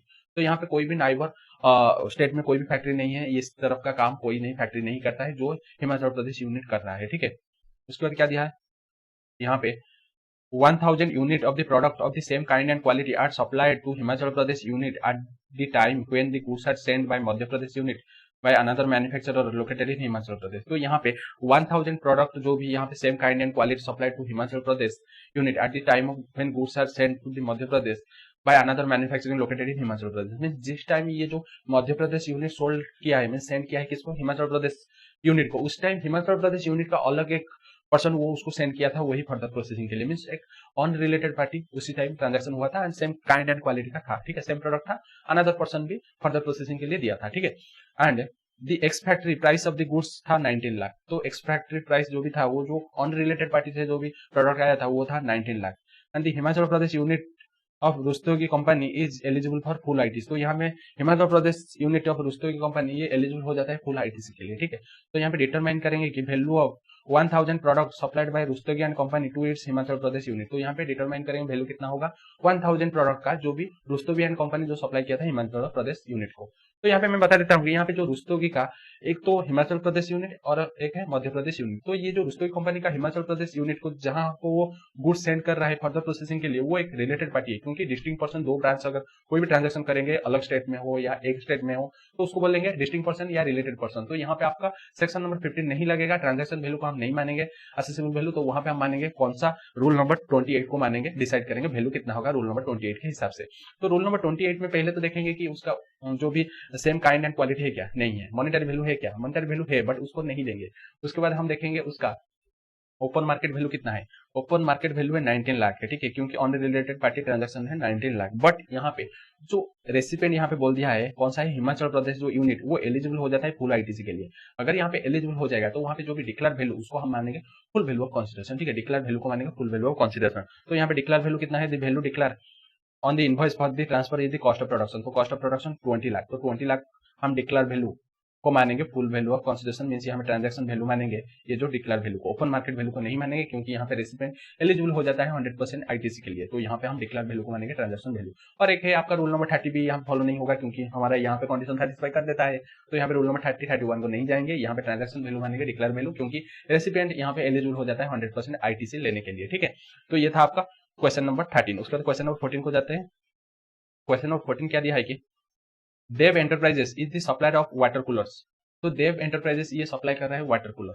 उसके बाद Dev enterprises supplied water cooler to an unrelated party. तो यहाँ पे देव एंटरप्राइजेस वो supply कर रहा है water cooler to an unrelated party को सप्लाई कर रहा है, Vimal trader, for a consideration of 2,95,000, ठीक है, इंक्लूसिव ऑफ जीएसटी 18%। तो यहाँ पे इंक्लूसिव हो जाता है जीएसटी 18%। तो यहाँ पे मेनली ऑन रिलेटेड पार्टी एक ट्रांजेक्शन किया है विमल ट्रेडर के साथ जिसका कंसिडरेशन है 2,95,000, उसके साथ जीएसटी इंक्लूसिव है, ठीक है। उसके बाद Vimal traders also gave some material to Dev enterprises involving 10,000 exclusive of GST as an additional consideration for such supply. तो यहाँ पे देव एंटरप्राइजेस को ये जो विमल एंटरप्राइजेस, यहाँ पे मैं बता देता हूँ, देव एंटरप्राइजेस वो क्या करता है कि वाटर कूलर सप्लाई करता है किसको, विमल एंटरप्राइजेस को। विमल ट्रेडर या एंटरप्राइजेस जो भी ले सकते हैं, कोई दिक्कत नहीं होगा, ठीक है।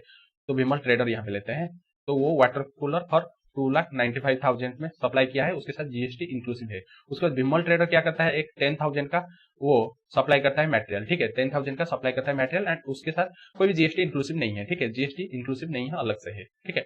तो यहाँ पे mainly price is the sole consideration नहीं है, ठीक है, यहाँ पे रूल के हिसाब से डिटरमाइन करेंगे। At the same time, Dev Enterprises has supplied the same goods to an unrelated person at price of 2,97,360 inclusive of GST। तो उसी टाइम देव एंटरप्राइजेस वो एक अलग एक ट्रांजेक्शन करता है जो कि 2,97,360 रुपीज, उसके साथ जीएसटी इंक्लूसिव है, ठीक है, जीएसटी है उसके साथ, जीएसटी है उसमें, ठीक है, जीएसटी है, वो एक अलग मीन ओपन मार्केट वैल्यू दे दिया है 2,97,360 रुपीज। तो यहाँ पे you are required to determine the value of goods supplied by Dev enterprises to Vimal trader. तो यहाँ पे हम वैल्यू कितना होगा, वैल्यू ऑफ गुड्स जो कि Dev enterprises to Vimal enterprises, ये जो वैल्यू कितना लेंगे, ठीक है, वैल्यू कितना लेंगे। तो यहाँ पे तो मेनली ऑन रिलेटेड पार्टी है, तो ऑन रिलेटेड पार्टी है तो यहाँ पे रूल देखेंगे, रूल नंबर 27 देखेंगे, क्योंकि अगर रिलेटेड पार्टी होता है तो वहाँ पे रूल नंबर 28 देखेंगे, बट यहाँ पे रूल नंबर 27 देखेंगे क्योंकि यहाँ पे ऑन रिलेटेड पार्टी है। तो वहाँ पे हम देखेंगे उसका मॉनिटरी कंसिडरेशन कितना है। तो मॉनिटरी कंसिडरेशन पहले तो इसका ओपन मार्केट वैल्यू दे दिया है, तो ओपन मार्केट वैल्यू है तो इसलिए हम monetary consideration non monetary consideration नहीं देखेंगे, ओपन मार्केट वैल्यू को ले लेंगे, ठीक है, ओपन मार्केट वैल्यू को ले लेंगे। तो बाकी हम उसके बाद वाला पॉइंट को नहीं जाएंगे, ओपन मार्केट वैल्यू को ले लेंगे। तो ओपन मार्केट वैल्यू 2,97,360, उसके साथ जीएसटी मिला हुआ है तो जीएसटी को एक्सक्लूड करना पड़ेगा, उसके लिए ये एक फॉर्मूला है। तो कितना होगा यहाँ पे 2,97,360 रुपीज मल्टीप्लाई हो जाएगा 100 डिवाइड हो जाएगा 118, तो यहाँ पे हो जाएगा 2,52,000 ये होगा आपका वैल्यू ऑफ गुड्स, ठीक है, क्योंकि यहाँ पे ऑन रिलेटेड पार्टी है तो ओपन मार्केट वैल्यू, ये ओपन मार्केट वैल्यू को ले लेंगे, ठीक है, ओपन मार्केट वैल्यू को ले लेंगे वैल्यू ऑफ गुड्स, ठीक है। उसके बाद आगे चलते हैं। What would your answer be if the price 2,97,360 is not available at the time of supply of goods to Bhumal traders? Explain briefly। तो यहाँ पे अगर क्या होगा आंसर, अगर ये जो प्राइस 2,97,360 रुपीज अगर eight the time of supply नहीं है तो वहां पे क्या लेंगे, तो वहां पे लेंगे monetary value plus non monetary value का जो भी काइंड्स में रिसीव हुआ है उसका हम मॉनिटरी वैल्यू लेंगे, ठीक है, मॉनिटरी वैल्यू प्लस जो भी नॉन मॉनिटरी वैल्यू का हम मॉनिटरी वैल्यू लेंगे, ठीक है। तो यहाँ पे नॉन मॉनिटरी वैल्यू से पहले मॉनिटरी वैल्यू कितना हुआ है, क्योंकि यहाँ पे ओएम भी नहीं है तो मॉनी वैल्यू लेंगे, तो मॉनी वैल्यू है 95,000 उसको हम 100/118 करेंगे, प्लस जो भी नॉन मॉनिटरी कंसिडरेशन का मॉनिटरी वैल्यूएशन जो कि है 10,000 जो भी मटेरियल इशू किया है उसको भी ऐड करेंगे। कितना होगा 2,95,000 मल्टीप्लाई बाय 100 डिवाइड बाय 118, तो यहाँ पे हो जाएगा 2,50,000 प्लस यहाँ पे 10,000 प्लस 10,000, तो वैल्यू यहाँ पे हो जाएगा 2,60,000। ठीक है, 2,60,000 यहाँ पे वैल्यू हो जाएगा सेकंड क्वेश्चन का आंसर। ठीक है, सेकंड क्वेश्चन का आंसर हो जाएगा 2,60,000। ठीक है, तो ये था क्वेश्चन नंबर 14। उसका क्वेश्चन नंबर 15 चलते हैं। तो यहाँ पे दिया है कि Chirayu life insurance company limited CLICL has collected premium from policy subscriptions. तो यहाँ पे चिरायू वो लाइफ इंश्योरेंस कंपनी लिमिटेड वो कलेक्ट कर रहा है प्रीमियम फ्रॉम इस पॉलिसी होल्डर या पॉलिसी सब्सक्राइबर से वो कलेक्ट कर रहा है। It does not intimate the amount allocated for investment to the subscriber of the policy at the time of supply of insurance service. तो यहाँ पे वो इंटीमेट नहीं किया है कि कितना इन्वेस्टमेंट किया है सब्सक्राइबर को, पॉलिसी होल्डर को वो इंटीमेट नहीं किया है इन्वेस्टमेंट का कंपोनेंट कितना है। ठीक है, उसके बाद the company has provided the following details in relation to its reports. तो यहाँ पे कंपनी प्रोवाइड कर रहा है following details in relation to its receipt. ये फॉलोइंग डिटेल्स दे दिया है, जैसे सीरियल नंबर दे दिया है, पर्टिकुलर दे दिया, अमाउंट दे दिया है। जैसे premium for only risk cover 25 lakh, तो 25 लाख पूरा प्रीमियम रिस्क कवर के लिए, तो ये पूरा 25 लाख टैक्सेबल हो जाएगा क्योंकि यहाँ पे तो पूरा रिस्क कवर के लिए प्रीमियम है तो पूरा टैक्सेबल हो जाएगा, ये रोल नंबर 32 के हिसाब से। उसके बाद premium for new policy subscription, तो न्यू पॉलिसी सब्सक्राइबर्स के लिए हम लेंगे, यहाँ पे तो इंटीमेट नहीं किया है तो अदर केस में है, तो यहाँ पे ये न्यू पॉलिसी सब्सक्रिप्शन मीन्स यहाँ पे सब्सक्राइबर है, न्यू है, तो इसलिए यहाँ पे 25% लेंगे इसका। ठीक है, न्यू है मीन्स फर्स्ट ईयर है तो इसलिए 25% लेंगे क्योंकि ये अदर केस का है। तो 40 लाख 10 लाख होगा। ठीक है, ये 10 लाख होगा। उसके बाद है renewal premium. Renewal premium means यहाँ पे सब्सिक्वेंट ईयर के लिए, तो सब्सिक्वेंट ईयर के लिए हम यहाँ पे मल्टीप्लाई करेंगे 12.5%, क्योंकि फर्स्ट ईयर के लिए हम लेंगे 25%, सब्सिक्वेंट ईयर के लिए लेंगे 12.5%। तो 80 लाख के ऊपर हम लेंगे 12.5%, तो यहाँ पे भी 10 लाख हो जाएगा। ठीक है, यहाँ पे भी 10 लाख हो जाएगा। उसके बाद यहाँ पे single premium on annuity policy, तो सिंगल प्रीमियम के लिए हम 10% लेंगे। ठीक है, प्रोविजन ऑलरेडी बता चुका हूँ, क्वेश्चन भी ऑलरेडी कर चुके हैं, तो यहाँ पे 10% लेंगे एंड यहाँ पे रिवीजन जब करेंगे और भी आपका तगड़ा हो जाएगा ये जो कॉन्सेप्ट। ठीक है, तो ये लेंगे 10 लाख, तो टोटल करेंगे तो कितना हो जाएगा 55 लाख हो जाएगा वैल्यू ऑफ सप्लाई। ठीक है, वैल्यू ऑफ सप्लाई हो जाएगा 55 लाख। तो यहाँ पे all amount are exclusive of taxes, तो ऑल अमाउंट जो भी दिया है सब exclusive of taxes. You are required to compute the value of supply, तो वैल्यू ऑफ सप्लाई ये सब है, value of supply already determine कर चुके हैं। ठीक है, ये था आपका क्वेश्चन नंबर 15। उसका चलो चलते हैं क्वेश्चन नंबर 16। आ जाइए। अभियंत लिमिटेड एक रजिस्टर इन नोएडा है, Uttar Pradesh, is a supplier of machinery use for making bottle caps. तो यहाँ पे अभियंत लिमिटेड वो रजिस्टर है, नोएडा यूपी में है एंड वो सप्लायर ऑफ मशीनरी है जो कि यूज होगा manufacturing of bottle cap, bottle का कैप बनाने में वो यूज होगा। And the supply of machinery is effected are as owner, तो सप्लाई ऑफ मशीनरी में कैसे होगा ये यहाँ पे बता दिया है। जैसे wholesale price of the machinery excluding all taxes and other expenses at which it is supplied in the ordinary course of the business is various customer is 42 lakh. तो यहाँ पे mainly wholesale price of the machinery, जो कि machinery का wholesale price है वो exclusive of all taxes वो दे दिया है 42 लाख है, वेरियस कस्टमर को जो भी सप्लाई होता है price. However, the actual price at which the machinery is supplied to an individual customer varies within a range of plus या -10% depending upon the terms of the contract of the supply with the particular customer. तो यहाँ पे 42 lakh mainly customer को वो देता है, but individual customer को वो वैरी करेगा, प्राइस 10% अप डाउन हो सकता है क्योंकि कस्टमर के ऊपर डिपेंड करता है, एग्रीमेंट के ऊपर डिपेंड करता है। बोलते हैं ना, अच्छा कस्टमर अगर होगा वहाँ पे प्राइस रिड्यूस हो सकता है, नया कस्टमर होगा तो वहाँ पे रिड्यूस हो सकता है, अगर वो कस्टमर अगर क्रेडिट में लेगा तो वहाँ पे इंक्रीज हो सकता है, वो उसका एग्रीमेंट का डील है। ठीक है, उसके बाद apart from the price of the machinery, Abhyant Limited charges from the customer the following incidental expenses। जो apart from the price of the machinery, machinery को छोड़ो अलग कुछ इंसिडेंशियल चार्जेस वो सब कलेक्ट करता है कस्टमर से। क्या क्या कलेक्ट करता है, चलो। Associated handling and loading charges 10,000, तो associated handling and loading charges 10,000 वो कलेक्ट करता है। दूसरा installation and commissioning charges 1 lakh वो भी चार्ज करता है। ये सब वैल्यू में मेनली ऐड कर देते हैं, ऐड भी होगा यहाँ पे। उसके बाद machinery can be dismantled and erected at another site if required, the above charges are compulsory levied in each case in case of each supply of machinery. तो यहाँ पे अगर कोई भी सिचुएशन में अगर डिसमेंटल या इरेक्टेड होता है, अलग सिचुएशन को अगर हम इंस्टॉल करेंगे तो वहां पे हम जो भी चार्जेस है वो अगर चाहिए तो वो चार्जेस होगा एंड वो कंपलसरी बनेगा पार्ट ऑफ मशीनरी का प्राइस का, ठीक है। डिसमेंटल एंड इरेक्टेड प्राइस, ठीक है, इरेक्शन के लिए जो भी प्राइस चाहिए अलग प्लेस को हम अगर इंस्टॉलमेंट करेंगे। उसके बाद transportation of the machinery to the customers premises is arranged by Abhiyant limited through a third party service provider, जो कि जीटीए। तो यहाँ पे जो भी ट्रांसपोर्टेशन ऑफ मशीनरी, ठीक है, ट्रांसपोर्टेशन ऑफ मशीनरी वो कस्टमर प्रीमाइसेस से अरेंज करता है कौन, अभियांत लिमिटेड, एंड वो through a third party service provider, ये जीटीए के थ्रू वो उसको ट्रांसपोर्टेशन करेगा। And the customer enter into separate service contract with GTA and pays freight directly to it. तो यहाँ पे जो कस्टमर वो डायरेक्टली एग्रीमेंट कर देता है जीटीए के साथ एंड जीटीए को जो भी प्राइस वो दे देता है। तो यहाँ पे ये जो अभियांत लिमिटेड का कोई भी यहाँ पे इन्वॉल्वमेंट नहीं है एंड ये वैल्यू का पार्ट नहीं बनेगा, ठीक है। यहाँ पे ट्रांसपोर्टेशन चार्जेस वैल्यू का पार्ट नहीं बनेगा क्योंकि रेसिपिएंट एंड जीटीए ये दोनों एग्रीमेंट करके वो पेमेंट कर देता है, वैल्यू का पार्ट यहाँ पे नहीं बनेगा, ठीक है। ये पॉइंट को इग्नोर करेंगे, ठीक है, ये पॉइंट को इग्नोर करेंगे। उसके बाद a cash discount 2% on the price of the machinery is offered at the time of supply. तो यहाँ पे कैश डिस्काउंट 2% प्राइस ऑफर किया है if the customer agrees to make payment within 15 days of the receive of the machinery at the premises. तो यहाँ पे अगर यहाँ पे कस्टमर 15 डेज के अंदर अगर वो पेमेंट कर देता है मशीनरी का प्राइस, तो वहाँ पे 2% कैश डिस्काउंट दिया हुआ है, ठीक है।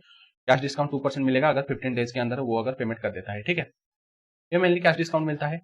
In the event of failure to make payment within the stipulated time, the company recovers the discount at the time of payment received from the customer. No separate amount of GST is recovered given. तो यहाँ पे अगर वो failure करता है, अगर वो 15 days के अंदर पेमेंट नहीं करता है, तो वहां पे क्या होगा, वो रिकवर करेगा जो भी डिस्काउंट, ठीक है। अलग से जीएसटी उसके लिए रिकवर नहीं करेगा, वो जो भी कैश डिस्काउंट उसको वो रिकवर करेगा, ठीक है। प्लस यहाँ पे इंटरेस्ट चार्ज हो जाएगा, इंटरेस्ट 1% पर मंथ करके और पार्ट ऑफ द मंथ करके वो चार्ज हो जाएगा इंटरेस्ट, समझ आ गया। तो यहाँ पे कंपल्सरी देना पड़ेगा 15 डेज के अंदर, नहीं तो यहाँ पे रिकवर हो जाएगा जो भी डिस्काउंट, प्लस 1% लग जाएगा यहाँ पे penalty interest and per month करके, ठीक है। No separate GST charge recovered, ठीक है। यहाँ पे जीएसटी सेपरेट नहीं है तो इसलिए यहाँ पे जीएसटी इंक्लूसिव होकर आएगा, तो आपको यहाँ पे एक्सक्लूड करना पड़ेगा, ठीक है। On the total amount, on the किसके ऊपर यहाँ पे इंटरेस्ट कैलकुलेशन होगा, total amount due from the customer towards the machinery supplied from the date of making supply till the date of payment. तो यहाँ पे जो भी total amount of machine due from the customer है उसके ऊपर यहाँ पे लग जाएगा पेनल्टी इंटरेस्ट, एंड कौन सा डेट तक, जिस दिन से सप्लाई हुआ है till the date of payment तक यहाँ पे इंटरेस्ट लग जाएगा 1% करके पर मंथ और part of the month. However no interest is charge on the tax dues, tax के ऊपर कोई भी इंटरेस्ट नहीं लगेगा, ओनली वैल्यू के ऊपर इंटरेस्ट लगेगा, ठीक है। उसके बाद आगे चलते हैं।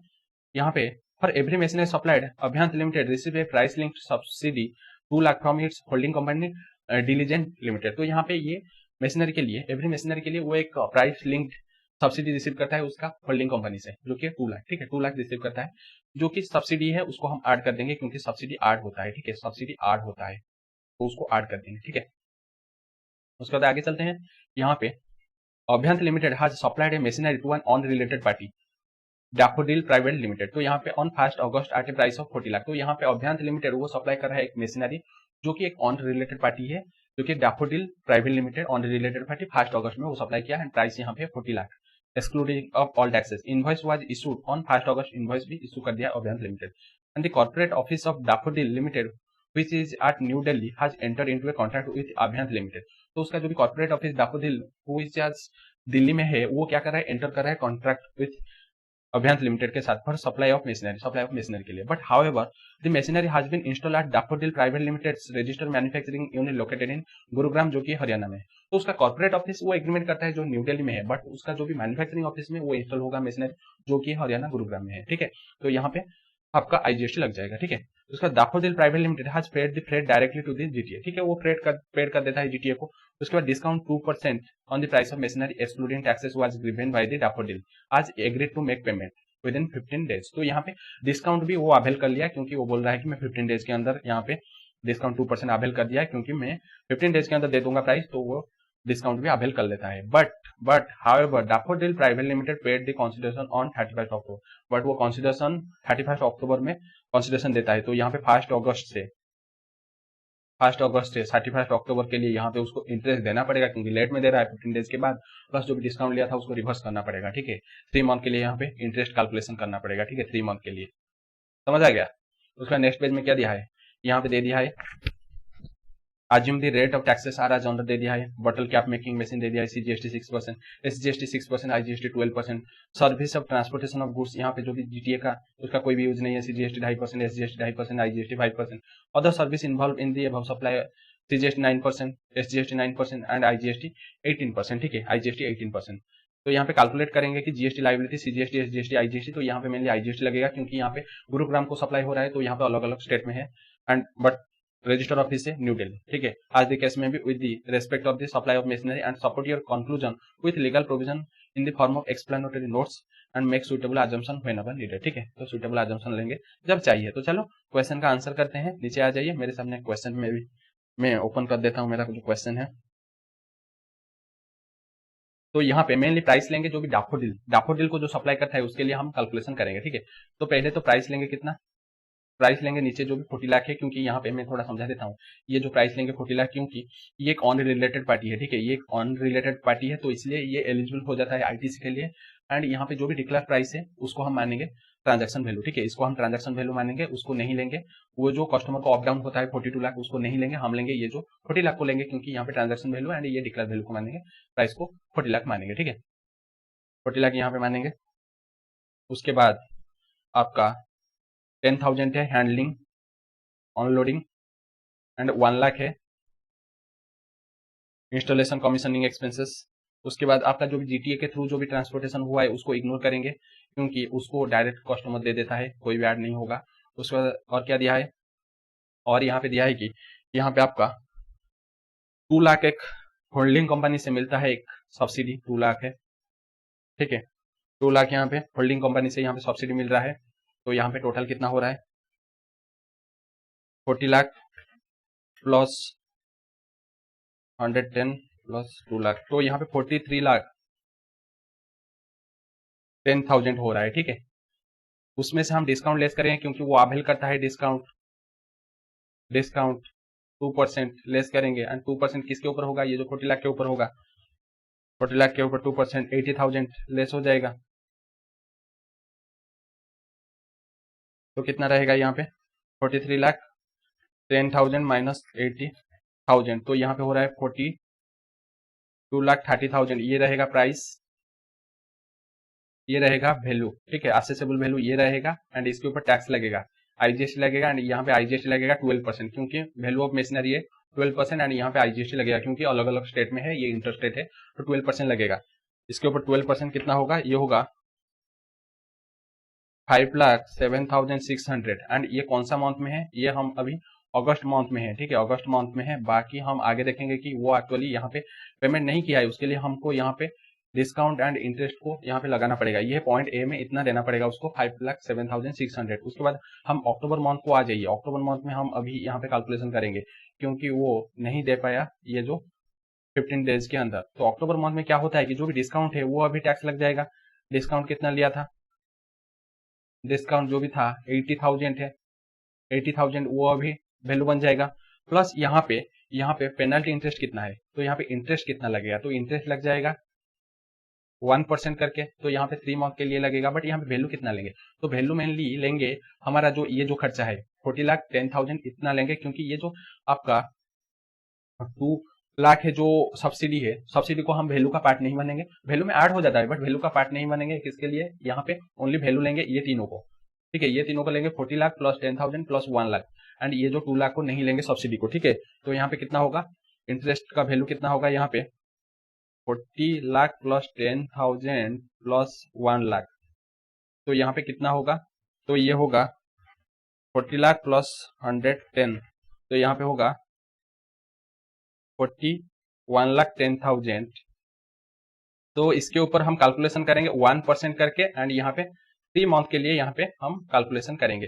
तो 80,000 को हम थोड़ा इधर ले आते हैं, 80,000 एंड यहाँ पे कितना होगा, कैलकुलेशन करिए, 41,10,000 मल्टीप्लाई हो जाएगा 3%, ठीक है, तो ये हो जाता है 1,23,300, ठीक है। तो ये जो दोनों वैल्यू है ना इंक्लूसिव ऑफ जीएसटी है, तो इसको हमको जीएसटी को अलग करना पड़ेगा। तो टोटल वैल्यू कितना होगा, 1,23,300 प्लस 80,000, तो टोटल हो रहा है 2,03,300। तो इसमें से हमको जीएसटी का वैल्यू कैलकुलेशन करना पड़ेगा। तो जीएसटी का वैल्यू कितना रहेगा, 12% रहेगा, ठीक है, 12% रहेगा। तो यहाँ पे जीएसटी का अमाउंट हम इसके ऊपर कैलकुलेशन करेंगे, कितना रहेगा, 2,03,300 मल्टीप्लाई हो जाएगा 12 बाय पहले हम वैल्यू कैलकुलेशन करने के लिए 100 बाय जो भी टैक्स रेट ऐड करते हैं नीचे 112 करते हैं, बट यहाँ पे जीएसटी का अमाउंट कैलकुलेशन करते हैं तो इसलिए 12 बाय 112 करना पड़ेगा। ठीक है, 12 बाय 112 करना पड़ेगा। तो यहाँ पे कितना होगा 203,300 12 बाय 112, तो यहाँ पे टोटल हो जाएगा 21,782 एंड ये रहेगा पॉइंट बी। ठीक है, तो पॉइंट ए में जो कि अगस्त मंथ में देना था टैक्स कितना है यहाँ पे 5,07,600 एंड यहाँ पे अक्टूबर मंथ में देना पड़ेगा ये जो डिस्काउंट की वजह से 21,782। तो यहाँ पे टोटल कितना होगा, टोटल कितना होगा, टोटल होगा ए प्लस बी, टोटल होगा ए प्लस बी 21,782 प्लस यहाँ पे 5,07,600, तो यहाँ पे हो जाएगा टोटल 5,29,382। तो इतना जीएसटी टोटल देना पड़ेगा। ठीक है, तो ये था आपका क्वेश्चन नंबर 16। तो यहाँ पे खत्म हो जाता है। लगभग हम 21 क्वेश्चन किए हैं। अगर आपको ज्यादा क्वेश्चन करना है तो हमारा जो भी नोट्स है, बुक्स है, आप परचेज कर सकते हैं। ये जो बुक्स में अगर देखें टोटल 900 लगभग क्वेश्चन है एंड खास करके ये जो वैल्यू ऑफ सप्लाई में देख लीजिए कितना क्वेश्चन है। ठीक है, वैल्यू ऑफ सप्लाई चैप्टर देख लीजिए 46 क्वेश्चन है। इसमें हम पूरा ही एग्जाम में जितना अभी तक जितना एग्जाम हुआ है जीएसटी में सब कुछ यहाँ पे कवर हो जाता है। तो आप वैल्यू ऑफ सप्लाई चैप्टर इसमें से भी कर सकते हैं। अगर आप चाहते हैं ज्यादा क्वेश्चन करने के लिए तो परचेज कर सकते हैं। हमारा जो नंबर मैं बता देता हूँ वहां पे अगर आप मैसेज करेंगे तो वहां पे डिटेल्स बता देंगे हमारा टीम। ठीक है, ये नंबर आप नोट करके रख दीजिए, आप परचेज कर सकते हैं। एंड इस बार हम क्या किए हैं, हमारा जो एमसीक्यू को एक अलग बुक्स में डाल दिए, मीन्स मेन बुक अलग है क्वेश्चन आंसर के लिए एंड आपका एमसीक्यू भी अलग बुक है। एंड यहाँ पे एमसीक्यू रहेगा आपका 1500 1600 question plus integrated case study 60 है, जो कि कोई नहीं देता है इतना क्वेश्चन इंडिया में। तो आप खरीद सकते हैं एंड इसमें आपका 900 लगभग क्वेश्चन है, सब कुछ यहाँ पे कवर हो जाएगा। एंड क्वेश्चन भी देखिए जैसे एग्जाम फॉर्मेट में हम लिखे हैं, जैसे आपके लिए बेनिफिट होगा। देखिए ये देखिए हर एक क्वेश्चन को हम हाईलाइट किए हैं, कहाँ पे आपको ज्यादा अच्छा ध्यान देना पड़ेगा वहां पे भी हाईलाइटेड है एंड वहां पे अंडरलाइन है एंड सब कुछ पॉइंट में दिया हुआ है जैसे आपको एग्जाम में लिखना है। इसको अगर आप एक बार अडॉप्ट कर लेंगे ना तो आपका पूरा यहाँ पे एग्जाम्शन कंपलसरी है। एंड जो भी हमारा पुराना स्टूडेंट जो भी परचेज किए थे ये बुक्स बाहर वाला स्टूडेंट, तो वो भी एग्जाम्शन इस बार आया है उनका। तो इसलिए आप अगर चाहते हैं कि ज्यादा क्वेश्चन करने के लिए एंड खास करके एग्जाम में कैसे आप ये जो क्वेश्चन को theoretical question and practical question को कैसे अटेंड करेंगे, तो उसके लिए भी यहाँ पे पूरा फॉर्मेटिकली दिया हुआ है, तो आप खरीद सकते हैं। ठीक है, खरीदने के लिए मेरे नंबर को अगर आप व्हाट्सअप करेंगे तो मेरी टीम पूरा भेज देंगे, क्या रहेगा उसका प्राइस सब डिटेल्स। ठीक है, तो आज के लिए ये चैप्टर यहीं पे खत्म करते हैं। आप जल्दी जल्दी इसको रिवाइज कर लीजिए, उसके बाद हम जाएंगे नेक्स्ट चैप्टर को। ठीक है, तो आज का क्लास यहीं रखते हैं।